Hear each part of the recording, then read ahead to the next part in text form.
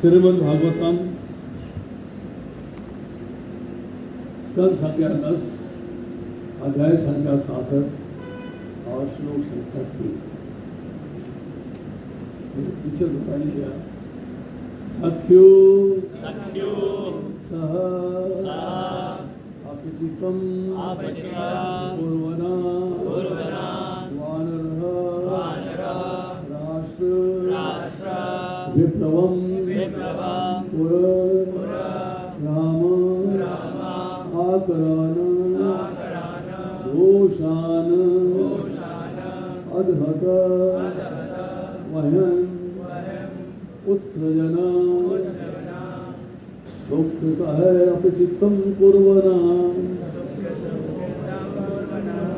वानरः राष्ट्र विप्लवम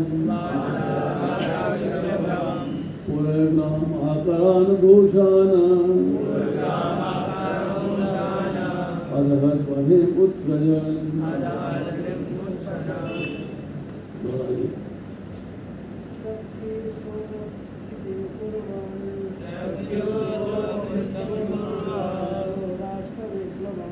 वानरो राष्ट्रविप्लवम्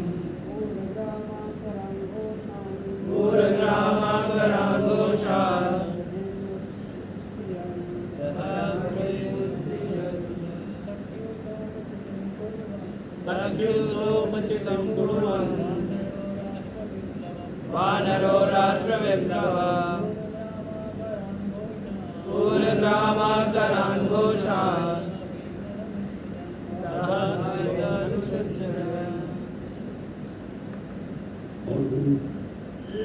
सख्युसोपचितिं कुर्वन्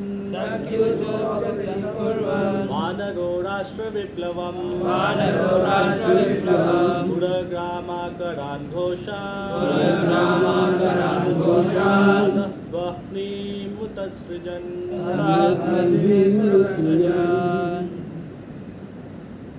सख्यु अपने मित्र नरक जिसका वध कृष्ण ने किया था सह वह अपचितिम पूर्वन होने के लिए वानर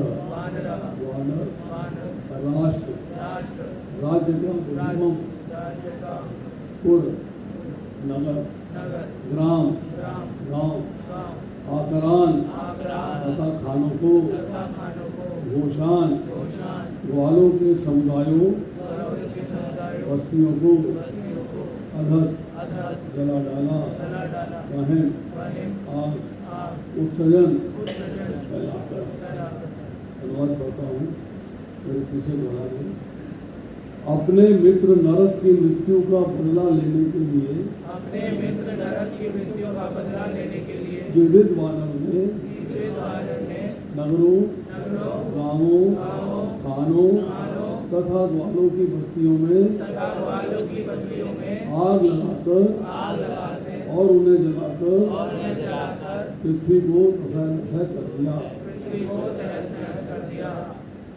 तात्पर्य करता हूँ, सुनिएगा। कृष्ण ने दिविद के मित्र नरक का वध कर दिया था। अतः अपने मित्र का बदला लेने के लिए इस वानर ने विश्व के समृद्धिशाली साम्राज्य को नष्ट करना चाहा। श्री प्रभुपाद ने भगवान कृष्ण में लिखा है, ग्रामों नगरों एवं औद्योगिक संस्थानों तथा खदानों के साथ ही दुग्ध उद्योग एवं गो रक्षा व्यस्त व्यवसायियों के निवास स्थानों में आग लगा देना का पहला काम था। सबसे पहली बात तो ये है, इसमें आज हम जानने का प्रयास करेंगे दो शब्दों का, एक कृष्ण का और दूसरा द्विज का। कृष्ण शब्द का अर्थ क्या है? कोई बताना चाहेगा? सर्वाकर्षक। कृष्ण का अर्थ है सर्व आकर्षक। चलिए, और कोई अर्थ भी है? नहीं है। आप गोपालपुर तापी उपनिषद पढ़िए, उसमें कृष्ण शब्द की परिभाषा दी हुई है कि कृष्ण किसे क्यों कहा जाता है। कृष्ण शब्द जो है इसका संधि विच्छेद करेंगे, इसमें दो शब्द निकलते हैं, एक कृष्ण और एक ना, नलके वाला ना नहीं, यू वाला ना, ठीक है।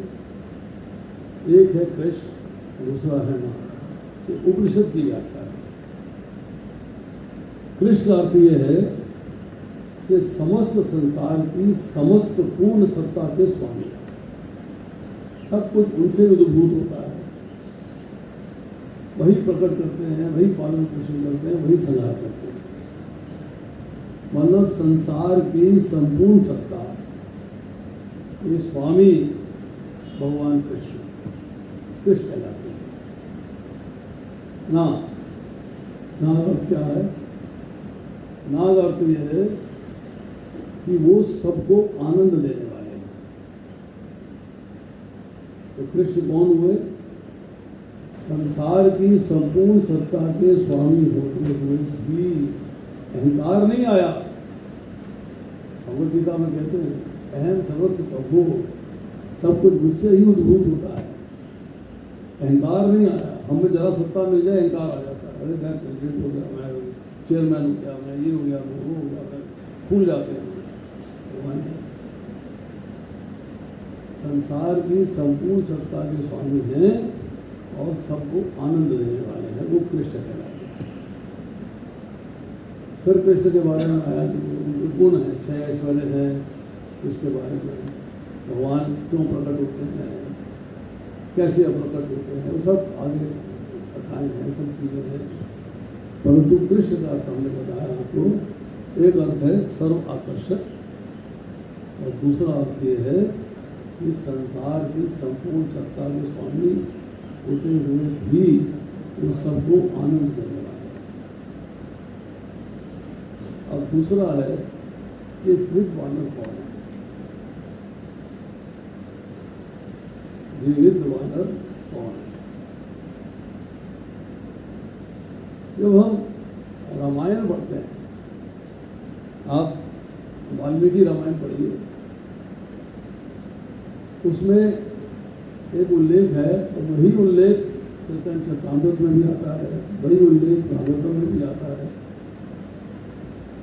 उल्लेख यह है कि जब भी भगवान अवतरित होते हैं तो उनके परिकर उनके साथ आते हैं। लीला कर रही है ना, अकेले तो होगी नहीं, साथी चाहिए। तो भगवान के परिकर जो है उनके साथ आते हैं, अकेले वो नहीं आते। चैतन्य महाप्रभु आए तो उनके परिकर साथ आए, कृष्ण आए तो उनके परिकर साथ आए, और जब राम अवतार होता है, जब राम जी आते हैं तो उनके परिकर साथ आए।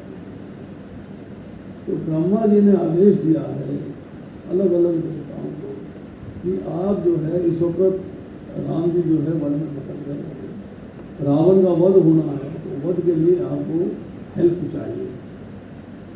करने को अकेले भी कर सकते हैं, परंतु जब लीला करेंगे तो लीला में जो उनके परिकर हैं उनकी भी यश होगा, उनका भी यश होगा।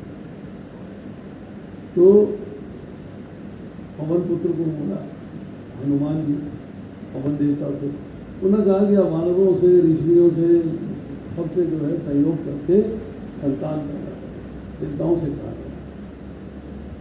उसमें जो अश्विनी कुमार थे, 2 हैं, अश्विनी कुमार 2 हैं, एक नहीं है।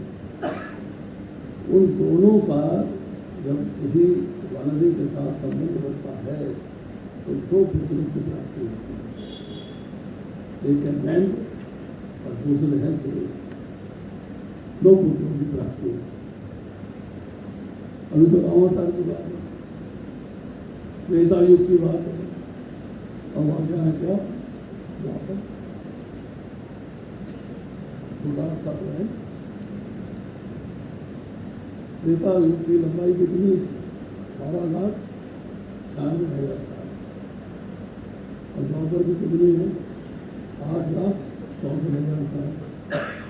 पर वो द्वीप जो है उनको ऐसा वरदान था कि वो भगवान कृष्ण के साथ भी लीला के अंदर उपस्थित था।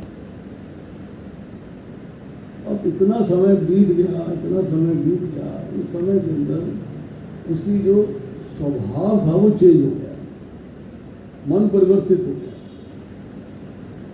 पहला मन क्या था कि भगवान की सेवा करना, रामचंद्र जी के साथ भगवान की सेवा करने का मन था। और जैसे जैसे समय बीतता गया, उसका जो है हौले हौले जो असुर थे उनसे संबंध बना, तो उनसे मित्रता हो गई, तो भगवान से वैर हो गया। समयानुसार स्वभाव बदल गया। अब उसकी मित्रता हुई है नरकासुर से। नरकासुर की कथा अभी करेंगे, थोड़ी देर के बाद चर्चा करेंगे। नरकासुर के साथ जो त्रिविध का संबंध बन गया है, और उसने देखा कि मित्रता जो है उनकी बहुत गहरी मित्रता हो गई। और जो नरकासुर का वध किया है भगवान कृष्ण ने, तब उसको कष्ट हुआ, तकलीफ हुई है, दुख हुआ है कि भाई मेरे मित्र का वध कर दिया इन्होंने, तो मुझे इनसे बदला लेना है। नरकासुर नहीं जा चुका है, मृत्यु हो चुकी है, परंतु उसके मन में भाव समा गया कि मुझे जो है इनसे अब बदला लेना है कि इन्होंने मेरे मित्र का वध किया। एक दुश्मनी पाल ली।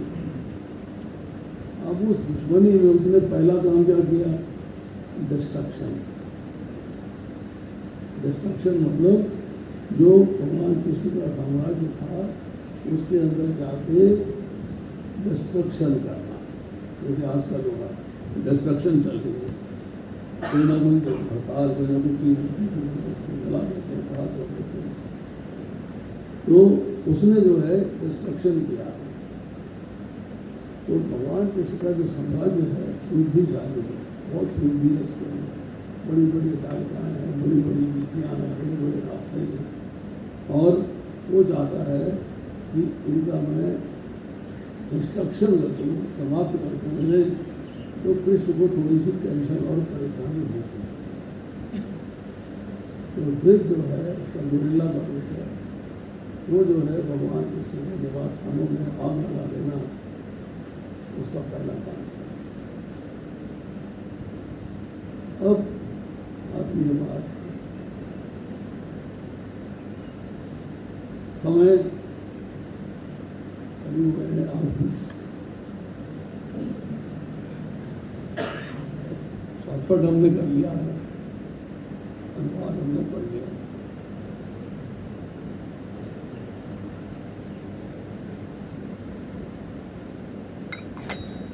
अगर परमिशन हो तो कार्तिक आने वाला है, कुछ कार्तिक की चर्चा कर लें। विष्णु भगवान प्रभु, आपकी परमिशन। अरे वो प्रेसिडेंट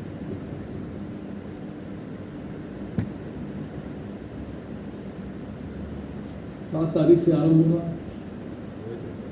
आज 5 तारीख हो गई है। तो कार्तिक महीने के बारे में, उसमें भगवान की लीलाओं के बारे में कितने लोग जानते हैं, क्या क्या लीलाएँ हुई हैं, कार्तिक मंथ की इम्पोर्टेंस क्या है, बताइए। कार्तिक मंथ की इम्पोर्टेंस, हाँ जी बताओ। मेन, बस सबसे मेन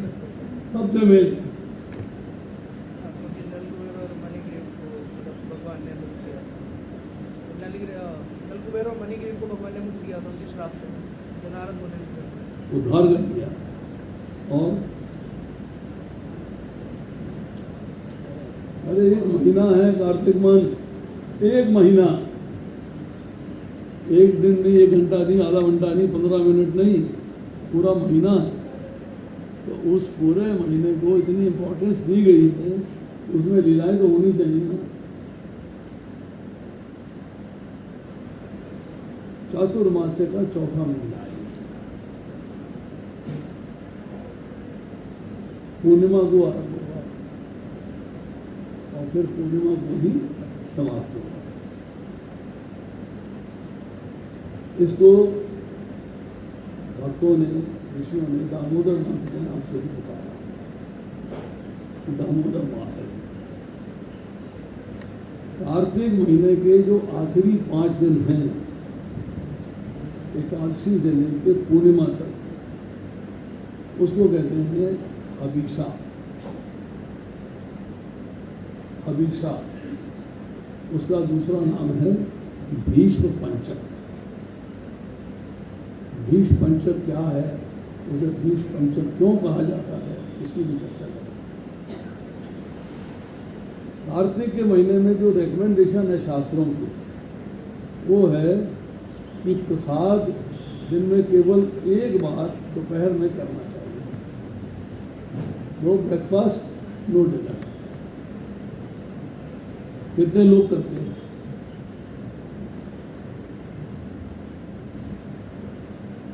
तीन बार कितने लोग करते हैं?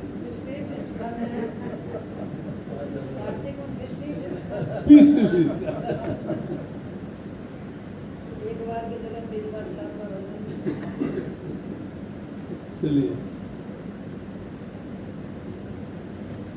कार्तिक के महीने में जो इम्पोर्टेंट इवेंट्स हैं, जो मुख्य लीलाएं हैं, उसमें एक है गोवर्धन लीला। कार्तिक में आती कि नहीं आती? नाम ही नहीं लिया, सिर्फ दामोदर लीला की बात करनी। नंबर 2, शंखासुर का वध। एक कुबेर का साथी था, नाम था शंखासुर। उसका वध किया तो उसके हाथे से एक मणि निकाली। अब भगवान कृष्ण के पास वो मणि है। अब एक समस्या आ गई। समस्या ये है कि भगवान कृष्ण उस मणि को राधा रानी को देना चाहते हैं, परंतु गोपियां और भी हैं, ईर्ष्या हो जाएगी। देखो जी, इनका राधा से ज्यादा प्यार है, सीधी मणि राधा रानी को पकड़ा दी,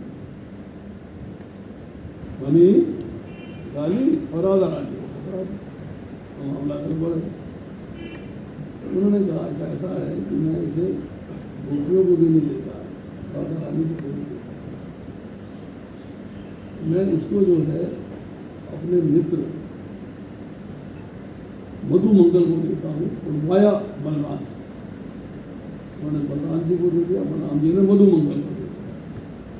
अब मधु मंगल कहता है कि मणि मेरे किस काम की, मैं इसका क्या करूँगा?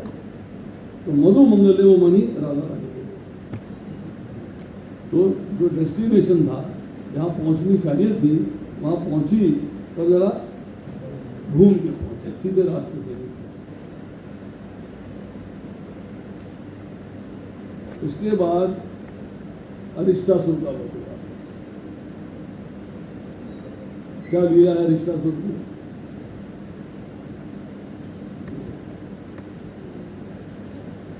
अरिष्टासुर का वध होने के बाद राधा कुंड और श्याम कुंड का प्राकट्य होता है। राधा कुंड और श्याम कुंड का प्राकट्य होता है। केशी वध हुआ, व्योमासुर वध हुआ, अक्रूर जी का ब्रज में आगमन हुआ। वो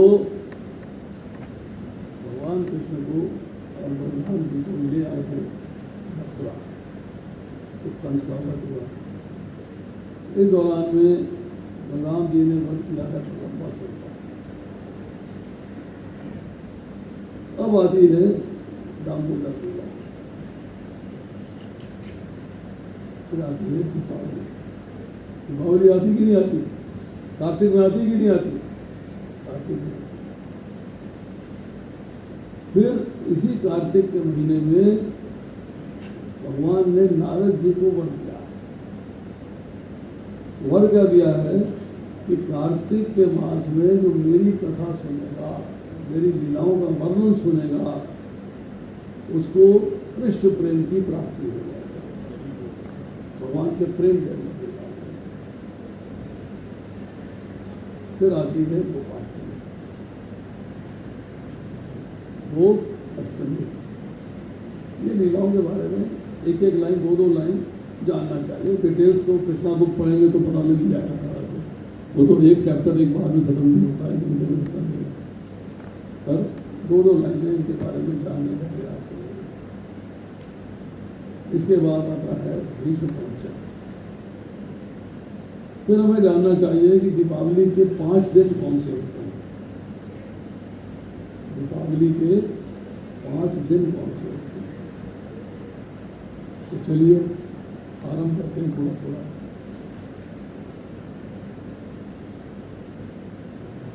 गोवर्धन लीला को पता है सबको, मालूम है? किसको नहीं पता है वो बताए, हाथ खड़ा करें।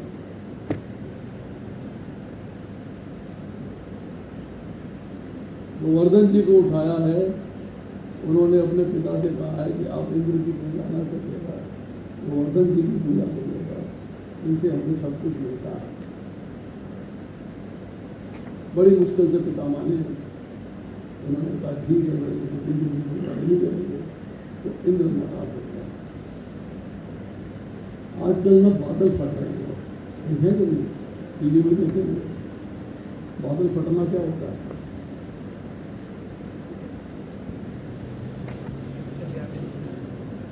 बहुत भयंकर मूसलाधार वर्षा होती है कि पानी में सब चीज थल थल हो जाती है, उसको बादल फटना कहते हैं। उस जमाने में भी फटा था। इसको कहते हैं कि इंद्र ने संवत्सर बादलों को आदेश दिया कि इतनी मूसलाधार वर्षा कर दो कि सब डूब जाए। वही संवत्सर वर्षा जो थी, वही आज की तारीख में बादल फटना है। संवत्सर वर्षा को समझेगा नहीं ना, बादल फटना समझ जाएंगे। इंद्र ने संवत्सर वर्षा करी, अब समस्या ये आ गई कि बचा कैसे जाए। भगवान कृष्णदास की बात मेरे साथ चले, तो उन्होंने जो है अपनी कनिष्ठा अंगुली के ऊपर गोवर्धन जी को उठा दिया। सब बाल बाल, सब गाँव वाले, सब नीचे आ गए। अब दो बालकों ने कहा कि हम भी डंडे लगा लेते हैं, ये उंगली से कब तक संभालेंगे? 7-8 वर्ष का बालक है, कब तक संभालेगा ये? हम भी डंडे लगा लेते हैं। उन्होंने भी डंडे लगा लिए। उन्होंने कहा अच्छा चैलेंज। उन्होंने अपनी उंगली नीचे कर दी, नीचे कर ली तो डंडे फिर पर्वत नीचे आना शुरू हो गया। फिर उन्होंने अपनी उंगली ऊपर करी तो पर्वत साफ बिल्कुल फिक्स हो गया, स्थिर हो गया। गोवर्धन जी को कहाँ से उठाया है, इसके बारे में दो चर्चाएं आती हैं। एक, जब आप जाते हो परिक्रमा में तो एक दशविशा टेम्पल आता है। दशविशा में गए लोग मुखारबिंद से पहले, जो पहला मुखारबिंद है उससे पहले दशविशा मंदिर है। उसमें जो है वो वहाँ के भक्त बताते हैं कि यहाँ से गोवर्धन जी को उठाया गया। और जब आप यतिपुरा पहुँचते हैं, यतिपुरा में जहाँ भगवान का स्वरूप का पर्वत के ऊपर या उनकी पूजा अर्चना आती होती है, दूध अभिषेक होता है, वो कहते हैं कि वहाँ से गोवर्धन जी को उठाया गया। तो हमें तो पता नहीं कहाँ से उठाया, अरे कहीं से भी उठाया हो, उठाया तो है, यहाँ से उठाया या यहाँ से उठाया, क्या फर्क पड़ता है? और ये है कि गोवर्धन जी को उठाया गया।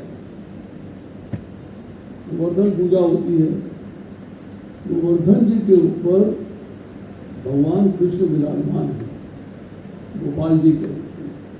कहाँ पर है कोई बता सकता है? कहाँ पर थे कोई बता सकता है? जब आप परिक्रमा में चलते हो, कुसुम सरोवर पार करते हो, आगे अन्योर गांव आता है। अन्योर लिखा है लाल रंग से, अन्योर एरो बना हुआ। तो आप उस एरो में अंदर चले जाते हो तो जो पीछे का पोर्शन है पर्वत का, उसमें जो है गोपाल जी की बेटी तो वहाँ से जा चुकी है। कहाँ गई है तो? उधर नाथद्वारा पर उसके जो नीचे पत्थर की जगह है वो आज भी विराजमान है। वहाँ पे जो है भगवान विराजमान थे। उनसे बहुत सारी कथाएं, मालूम की कथा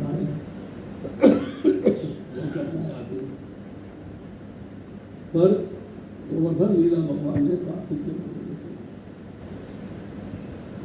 अब आती है बात अरिष्टासुर की। कंस ने एक असुर भेजा है। असुर कौन होता है? असुर किसे कहते हैं? भगवान से बैर है, भगवान से बैर है।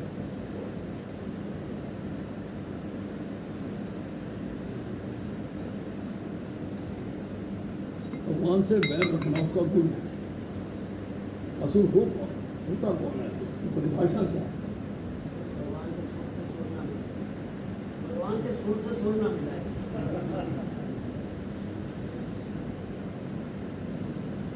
असुर,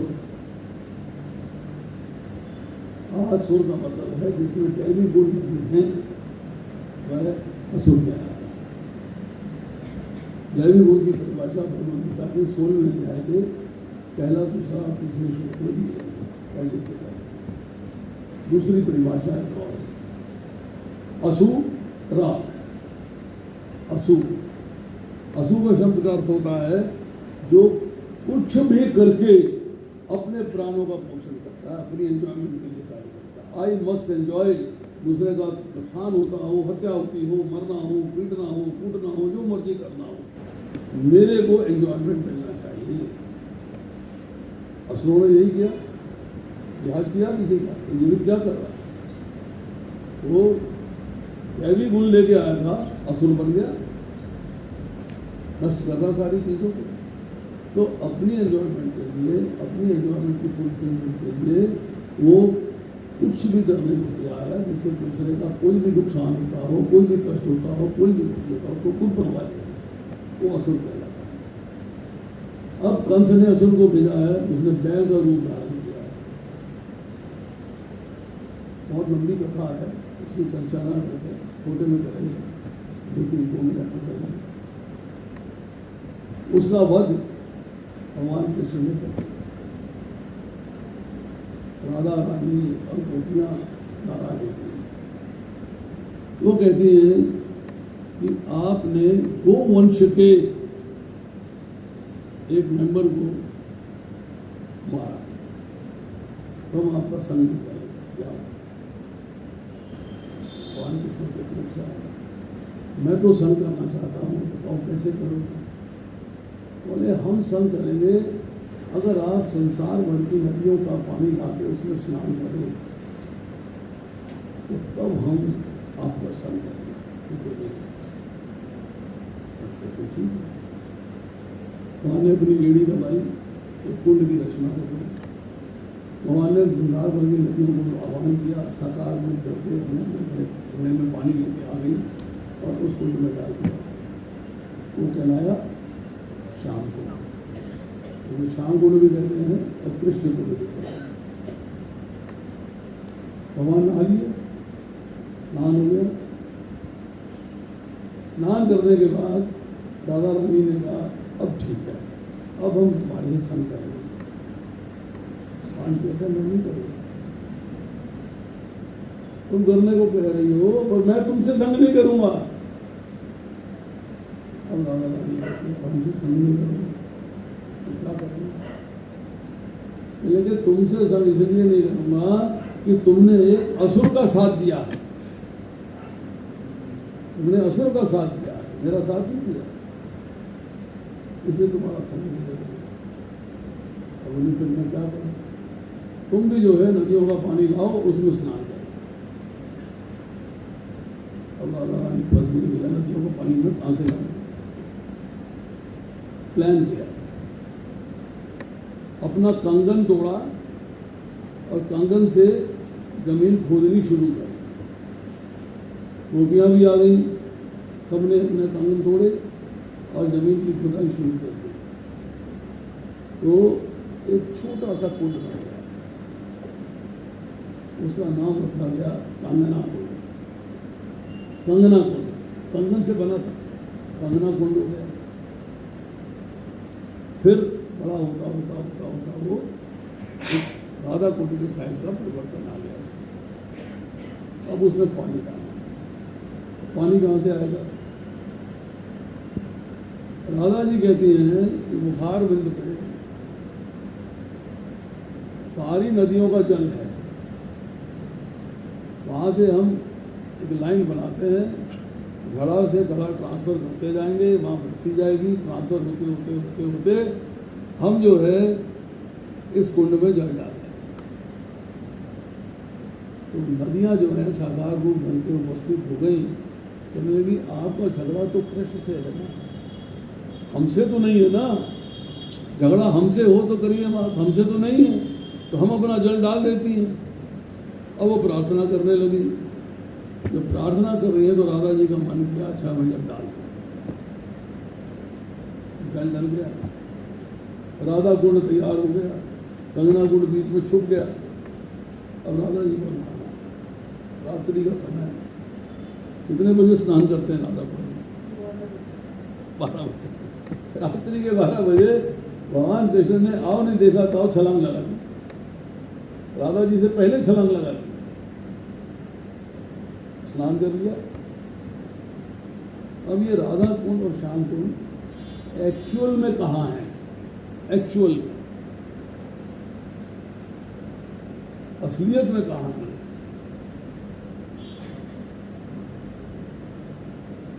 ये है गोलोक वृंदावन, उसी की डुप्लीकेट यहाँ बनी है।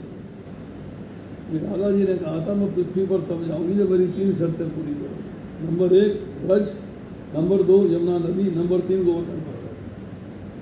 तो उस धाम में गोलोक वृंदावन में एक बार भगवान कृष्ण जो है बैठे हुए हैं एक रथजड़ी सिंहासन में और वन में। तो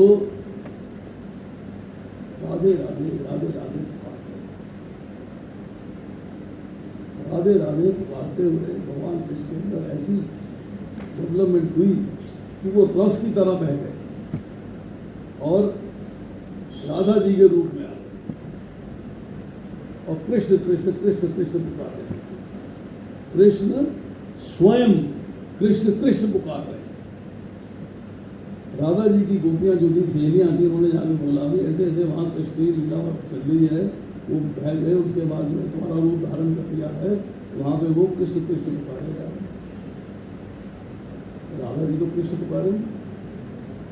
राधा जी ने देखा तो राधा जी में भी परिवर्तन आ गया, चेंज आ गया, वो भी बही और कृष्ण बन गई और कृष्ण बन गए, राधा राधा पुकार गए। दोनों की आंखों से अश्रु बह रहे हैं, आंसू बह रहे हैं। जो आंसू कृष्ण की आंखों से बहे उससे कृष्ण कुंड श्याम कुंड बन गया और जो आंसू राधा जी की आंखों से बहे उससे राधा कुंड बन गया। वो ओरिजिनल है, ये डुप्लीकेट। अब एक एक लाइन है कृषि वन के बारे में। हर्षों का रूप है, भगवान ने उसका वध किया है, केशी सुर का वध किया है और अपना हाथ जो है किसी के गले में डाल दिया है जिससे कि उसका सांस रुक जाए। वो बड़े पाँव छट गए हैं, बहुत कुछ किया है, कब नहीं कुछ किया है। व्योमासुर का वध हुआ है। व्योमासुर जो है माया नाम के असुर का बेटा था। उसने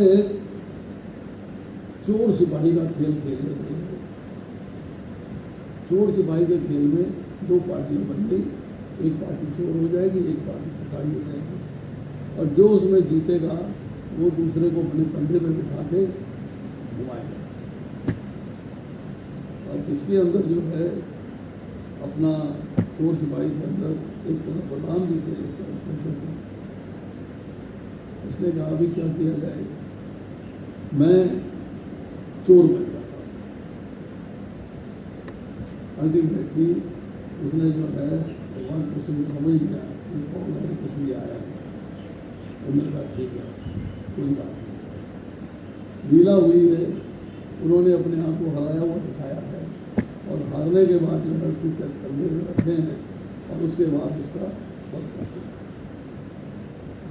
ऐसे ही जो है लंबासुर का हुआ, जोड़ी बना के खेलेंगे। कृष्ण और बलराम की जोड़ी बनती है, एक कृष्ण की टीम है, एक बलराम की टीम है, एक हारा है, एक जीता है। तो बलराम जी को भागा है वो, बलराम जी समझ गए तो बलराम जी ने उसको भक्ति का प्रहार किया सब के ऊपर, उसे मार दिया, उसका वध हुआ। कृष्ण का वध, कंस का वध आपने सुना है, आपको पता है कंस का वध कैसे हुआ। अब आती है जैसे आपने बोला कि मुख्य लीला है दामोदर लीला। दामोदर लीला की चर्चा करते हैं। गोपाष्टमी की बात कर रहे हैं। गोपाष्टमी क्या है? भगवान कृष्ण जो है, जो बालक रूप में थे तो उनको जो है बछड़े और छोटी छोटी बच्चियां चलाने की परमिशन दी। अब बड़े हो गए हैं तो उनको गाय चलाने की परमिशन मिल रही है। तो जिस दिन ये परमिशन मिली है वो दिन गोपाष्टमी कहलाती है। गोपाष्टमी का त्योहार कहाँ मनाया जाता है? ब्रज में। किस जगह मनाया जाता है? कहाँ मनाते हैं?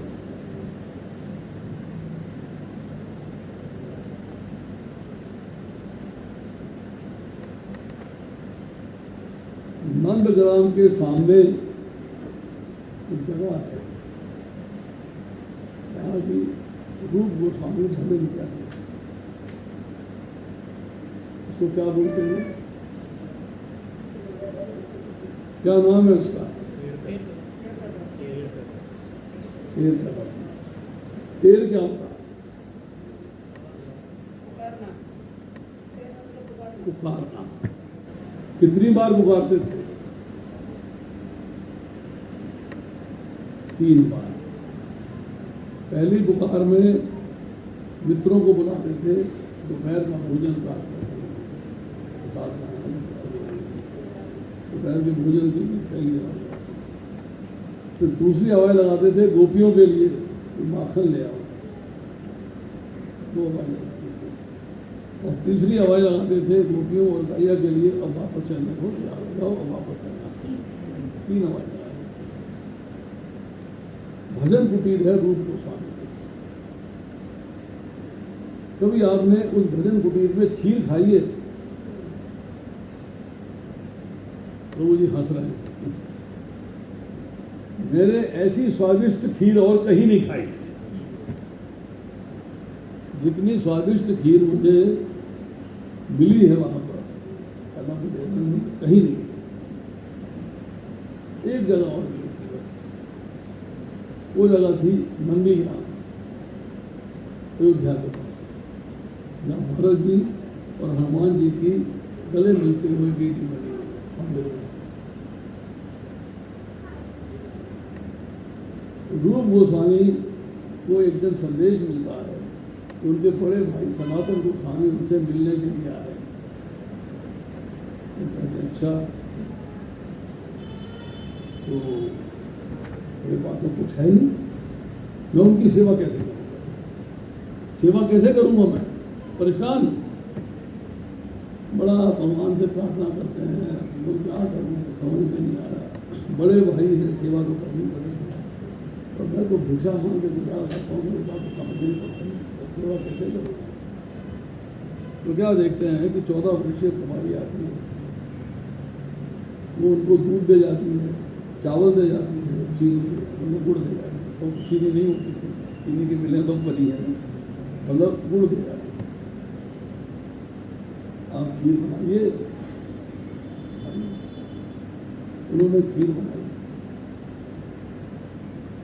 सनातन गोस्वामी आ गए। उन्होंने जैसे ही पहला दौर खीर का मुंह में लिया, मुझसे सारे उनके अंदर रोमांच, गुम्बाश्रु, आंसू वगैरह के सारे भाव प्रकट हो गए। होश में आए तो गोस्वामी से कहते हैं, ये खीर तुमने बनाई है, ये कहाँ से आई है? कहा मेरे पास तो सामान था नहीं। एक 14 वर्षीय 15-16 वर्षीय बालिका आई थी, तो मुझे सामान दे गई, मैंने उससे खीर बनाई, तो उसके घर चला। कौन थी वो? तो दोनों भाई उनके घर जाते हैं, उसकी माता मिलती है, लड़की ने अपना नाम बता दिया, माता से पूछते हैं, उससे मिलना, कहती वो तो ससुराल में 1 साल से आई नहीं, उसकी तो शादी कर दी है, ससुराल में रहती है, ससुराल का नाम बताया, वहाँ रहती, तो 1 साल से घर आई नहीं यहाँ पे, कभी आई नहीं। तो हमारे पास आई थी, हमें दूध दे गई, चावल दे गई, गुड़ दे गई, हमने खीर बनाई उससे। तब दोनों भाइयों को एहसास हुआ कि स्वयं राधा रानी आई थी, प्रकट हुई, सामान दिया और चली गई। अब बात यह है कि लास्ट में 2 बातें रहेगी। समय है क्या अपने पास? 10 मिनट है, 10 मिनट में करते हैं। दिवाली के 5 दिन होते हैं, कृष्ण पक्ष में आती है। पहला है धनत्रयोदशी, धनतेरस कहते हैं। अरे बर्तन खरीद के लाओ, बर्तन की दुकान में बारम्बार भीड़ लगी हुई है, दुकान में घुसने की जगह नहीं है, सड़कें घेर रखी हैं, सामान रखा हुआ नहीं। धनत्रयोदशी का अर्थ यह है कि आप धन्वंतरी भगवान इस दिन समुद्र मंथन से प्रकट हो जाते हैं, पहली बात। दूसरी बात, इस दिन यमुना जी में स्नान करके आपको यमराज जी को दीपक दिखाना है। भगवान को दीपक दिखाया, उसके बाद यमराज जी को दीपक दिखाया। ये आपको अकाल मृत्यु से बचाता है, धनत्रयोदशी का। दूसरा, नरका चतुर्दशी, जो नरक की चर्चा आई थी, उसका मित्र था नरकासुर का। नरकासुर का जो वध है भगवान ने किया था नरका चतुर्दशी को, दिवाली से 1 दिन पहले 16,000 राजकुमारियों को छुड़वाया था। वो 16,000 राजकुमारियां कौन थी? कौन थी? रानियां कहाँ बनी? कहाँ अभी रानियां तो बनेंगी, रानियां कहाँ से आ गई? जो मन के अंदर ऋषि मुनि भगवान की पूजा अर्चना में लगे रहते थे, भगवान का संबंध स्थापित करना चाहते थे, भगवान की सेवा करना चाहते थे, साक्षात, जैसे आप साक्षात सेवा करते हैं, साक्षात सेवा करते थे, तो उनको चांस नहीं था करने का। तो उन्होंने जो है 16,000 राजकुमारियों के रूप में अपने आप को प्रकट किया है और भगवान के साथ निकट का संबंध स्थापित किया है। उस संबंध का आनंद लेने के लिए, सेवा का, साक्षात सेवा का आनंद लेने के लिए। वो जो लड़कियां हैं जब रिलीज होती हैं नरकासुर के चंगुल से, तो वो कहती हैं कि हमको तो शादी कौन करेगा हमसे, घर में माता पिता रखेंगे नहीं, शादी हमसे करेंगे नहीं, हमसे क्या होगा, क्या विचार होगा। भगवान कहते नहीं, तो मेरी पत्नियां जाओ, मैं तुमसे विवाह करूँगा। तो भगवान ने जो है 16,000 प्रिंसेस जो थी, राजकुमारियाँ थी, उनसे विवाह किया। तीसरा दिन दिवाली। दिवाली की इंपॉर्टेंस क्या बताइए? दिवाली की इंपॉर्टेंस क्या है?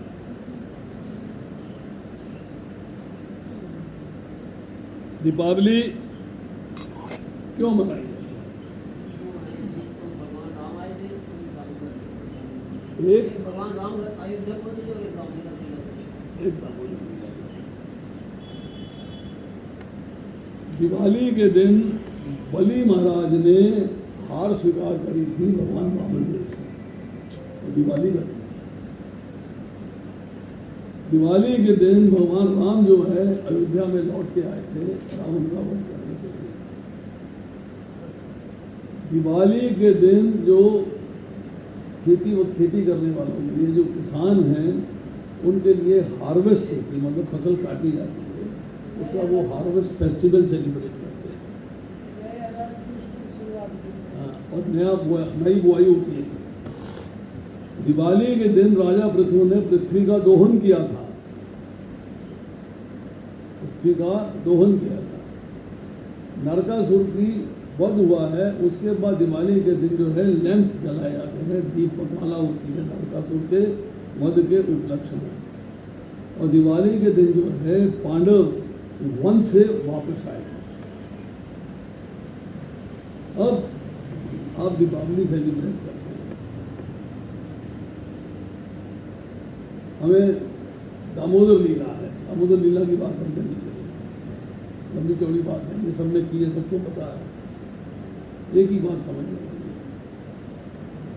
कि यशोदा मैया जब दूध उफन जाता है तो भगवान कृष्ण को जो उनकी गोदी में बैठे स्तनपान कर रहे हैं उनको हटा के दूध बचाने चल करते हैं, दूध उफन न जाए तो भगवान गुस्से में आ जाते हैं, मैं प्यारा दूध प्यारा, कौन प्यारा, मैं प्यारा कि दूध प्यारा। तो फिर जो है वो खटकियाँ फोड़ देते हैं और लीला होती है, रस्सी से बांधने का प्रयास करती है, तेरे को आप छोड़ूंगी नहीं, बांध के दूंगी। तो जब भी वो रस्सी लेती है 2 उंगली छोटी पड़ जाती है। ये क्या शो करता है, ये क्या शो करता है? कब बनते हैं? जब यशोदा मैया कहती है अल्लाह बंद जाओ, मुझसे भागा ना जाता, और मेरे से भागा नहीं जाता, सरेंडर हो गई वो, एक तरीके से सरेंडर हो गई, भगवान के प्रति समर्पित हो गई कि यस अब बन जाओ, अब मेरे से भागा नहीं जाता। तो भगवान जो है प्रेम से बन जाते। दामोदर लीला का एक पार्ट और भी है कि राधा जी के साथ भगवान कृष्ण की एक अपॉइंटमेंट है मिलने की, मिलना है, राधा जी वेट कर रही है, कृष्ण आते हैं, लेट हो गई तो राधा जी के मन में मिलने का उत्साह था वो ठंडा हो गया और हल्का हल्का हल्का हल्का हल्का हल्का क्रोध आना शुरू हो गया। ठीक नहीं, तो जब कृष्ण आते हैं तो हल्केपन से क्रोध का प्रदर्शन करते हैं। भगवान कहते हैं तुम्हारा क्रोध अपनी जगह ठीक है, मैं गलत नहीं कहता तुमसे, तुम ठीक क्रोध कर रही हो, एग्री, पर तुम ये तो पूछो कि मैं लेट क्यों हुआ, जानबूझ के लेट नहीं हुआ। माता ने पकड़ लिया था, माता ने पकड़ लिया था, माता से बातें करने लगा, माता ने कुछ काम कहा, काम किया मैंने, इस चक्कर में लेट गया।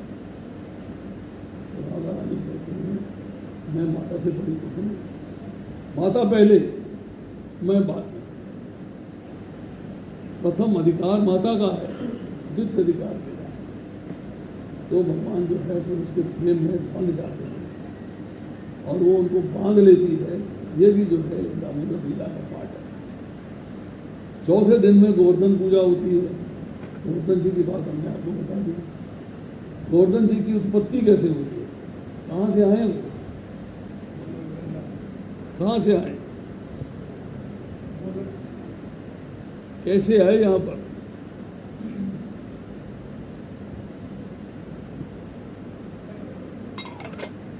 पश्चिम में एक शालमल द्वीप है, वहां पे एक पर्वत है जिनका नाम है द्रोणाचल। तो द्रोणाचल पर्वत के पुत्र हैं गोवर्धन जी। हीरे जवाहरात मोती माणिक जड़ी बूटियां पेड़ पौधे मतलब भरपूर हैं। तो एक बार जो है काशी नरेश पुलत्स्य ऋषि, पुलत्स्य मतलब काशी के पुलत्स्य ऋषि थे, वो वहाँ पर जाते हैं, उनको देखते हैं और आकर्षित हो जाते हैं। तो खातिरदारी होती है, ऋषि हैं तो स्वागत होगा, सत्कार होगा सब।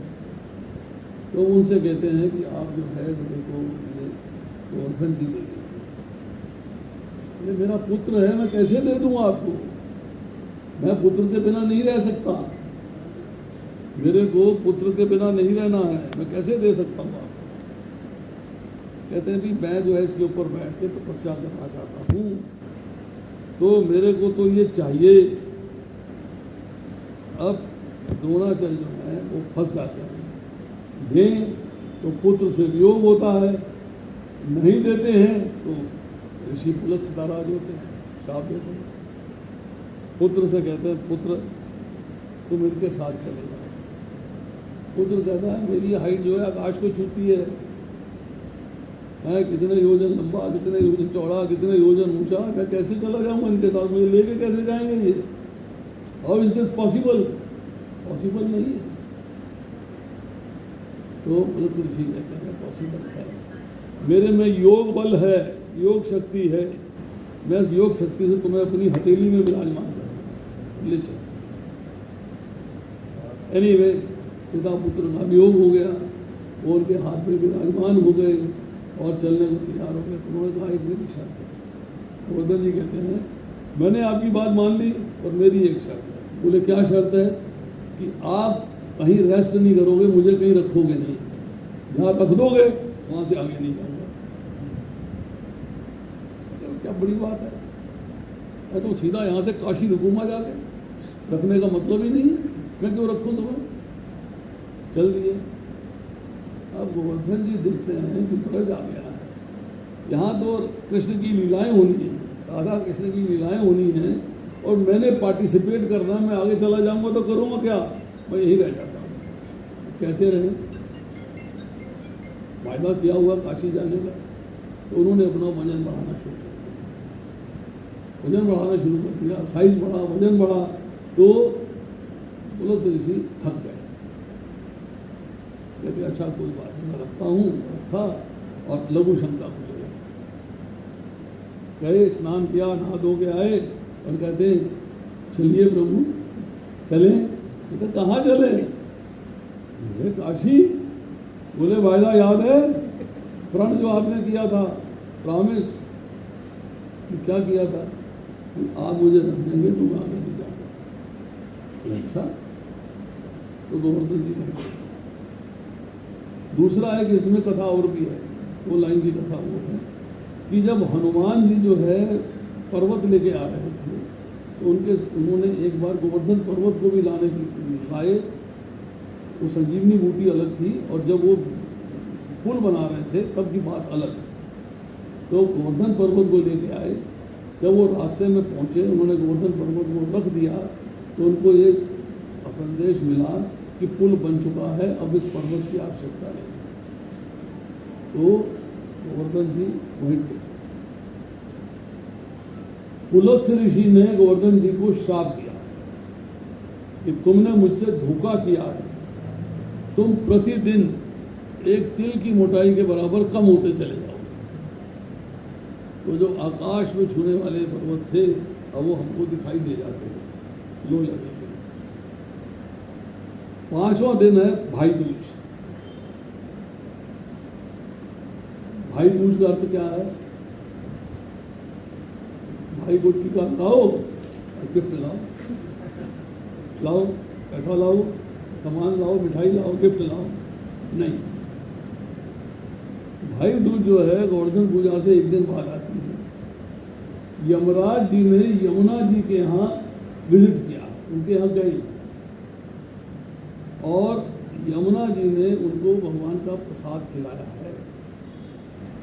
तो यमराज जी ने यमुना बहन है, वरदान दिया है।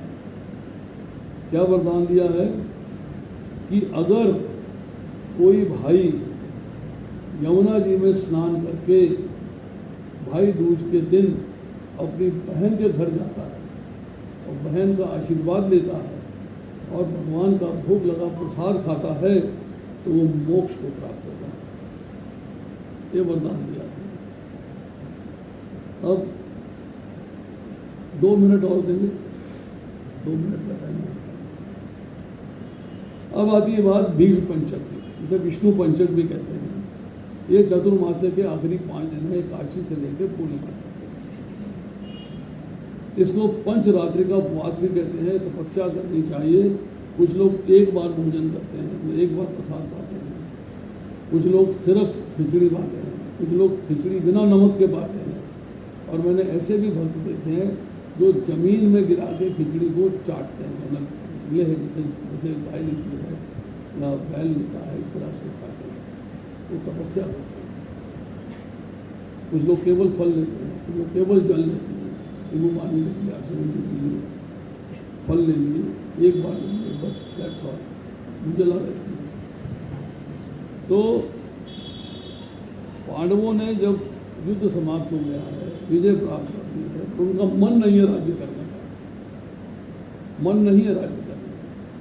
तो भगवान कृष्ण क्या कहते हैं कि कहते हैं कि ये पांडव जो है ये है चंद्रवंशी, चंद्रमा के वंश से आए हैं।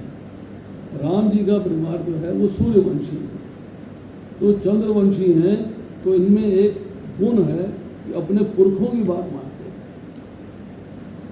इनके पुरखे हैं भीष्म, मानशैया पे लेटे हुए हैं युद्ध के मैदान में, मृत्यु का इंतजार कर रहे हैं, उत्तरायण होगा तो मैं करूँगा।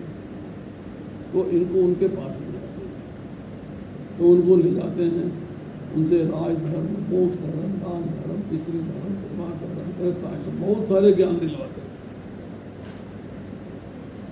जब बहुत सारे ज्ञान दिलवाते हैं तो भीष्म में तो शक्ति नहीं होती, भगवान ने अपनी दृष्टिपात किया है, योग बल दिया है, और उस योग बल से उन्होंने बोलना शुरू किया। तो भगवान कृष्ण जो है वो भीष्म से कहते हैं, भीष्म तुमने एकादशी को जल के लिए याचना करी, क्योंकि जब उन्हें योग बल दिया है तो भीष्म ने जल मांगा है। तो अर्जुन ने उनके सराहने पे तीर जमीन में मार के जल निकाला, जल की धारा सीधी उनके मुंह में जाती है। तुमने याचना करी, अर्जुन ने बाण से जल निकाला, तुम्हारे तन मन और प्राण संतुष्ट हो गए। तो आज से लेके पूर्णिमा तक जो तुम्हें अर्घ ध्यान देगा, तुम्हारी प्यास को तृप्त करेगा और तुम्हारे शरीर को, तुम्हारे प्यार, तुम्हारे प्राणों को, और फिर मुझे संतुष्ट करने का इस भीष्म पंचक व्रत का पालन करेगा, वो मोक्ष को प्राप्त करेगा। व्रत क्या है? पहले दिन आपको भगवान के चरणों में कमल के फूल अर्पित करने चाहिए, भीष्म पंचक का पहला दिन। दूसरे दिन आपको भगवान की जंघाओं पे, 28 जंघाओं के ऊपर बिल्व पत्र अर्पित करने चाहिए। तीसरे दिन आपको भगवान की नाभि में गंध अर्पित करनी चाहिए। चौथे दिन भगवान के कंधों पे आपको जब के फूल अर्पित करने चाहिए, और 5वें दिन भगवान के सर पर मालती के फूल अर्पित करने चाहिए। ये 5 दिन की तपस्या है, भूलो और भगवान को अर्पित करो। तो कार्तिक का महीना है, बहुत सारी तपस्याएं होती हैं, हर वक्त अपने अपने तरीके से तपस्या करता है। तो आप भी कोशिश करिए तपस्या करने की, जितनी कर सकते हैं, कितनी सफलता मिल जाए उतना अच्छा है। हरे कृष्णा।